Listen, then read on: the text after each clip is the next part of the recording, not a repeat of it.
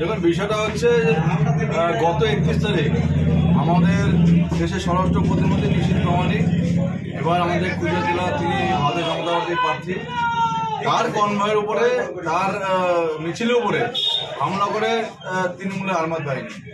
আর মামলা হয় আমাদের ভারতীয় জনতা পার্টি নয়, মিথ্যা মামলা হয় সেখানে আমাদের এই মণ্ডলের সভাপতি বিদ্যুৎ সরকার, তার নামে সেখানে কোনো অভিযোগও নেই। তারপরেও এখানে দলদাস পুলিশ আমাদের মণ্ডল সভাপতিকে তারা অ্যারেস্ট করে নিয়ে যায়। আসলে তারা বুঝতে পারছে, তৃণমূল কংগ্রেস বুঝতে পারছে দুর্বৃত্তের দল, চোরের দল, এরা বুঝতে পারছে এদের পরাজয় নিশ্চিত।